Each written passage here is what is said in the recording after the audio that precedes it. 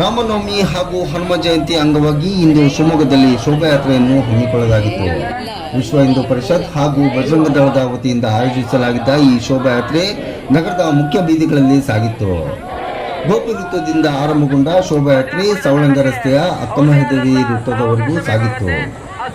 ಮಂಗಳೂರಿನ ಭಜನಾ ತಂಡ, ಜನಪದ ಕಲಾ ತಂಡ ಕಣ್ಮನ ಸೆಳೆದಿತ್ತು. ಮುಖ್ಯವಾಗಿ 7 ಅಡಿ ಎತ್ತರದ ಹನುಮನ ವೇಷಧಾರಿಯು ಎಲ್ಲರ ಆಕರ್ಷಣಾ ಕೇಂದ್ರ ಬಿಂದುವಾಗಿದ್ದರು.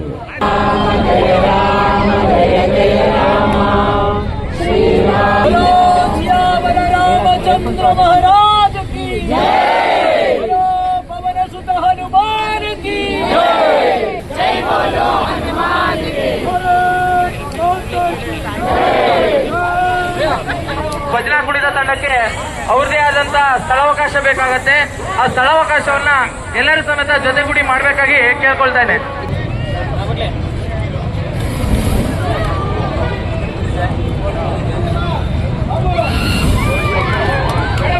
ಅದು ಇನ್ನೇ ಬರಲಿ, ಸ್ವಲ್ಪ ಇರಲಿ, ಪಾಸದ ಮೇಲೆ ಅಲ್ಲಿ ಹೋಗ್ಲಿ.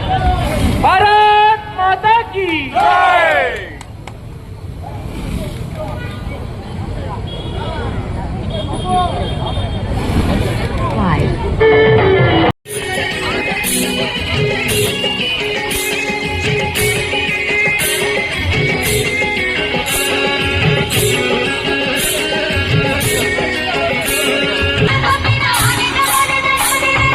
ಆನೆದ ಕಣ್ಣಿಡು ನೋಕೋನು ತೂಪಿನ ಆನೆದ ಮೋನೆದ ನಮದೇವರು ಆನೆ ಪಾದೋಗೆ ಮುಗಿಲಣ್ಣ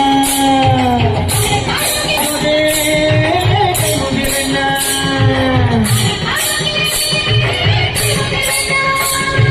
ಆನೆದ ಕಣ್ಣಿಡು ನೋಕೋನು ತೂಪಿನ ಆನೆದ ಮೋನೆದ ನಮದೇವರು ಪಾದೋಗೆ ಮುಗಿಲಣ್ಣ ಮದ ಊರು ಕಲ್ಪಿನ ಊರುಡು ಉಲ್ಲೇರಿಗೆ ಅರೆ ಪಾದೋಗೆ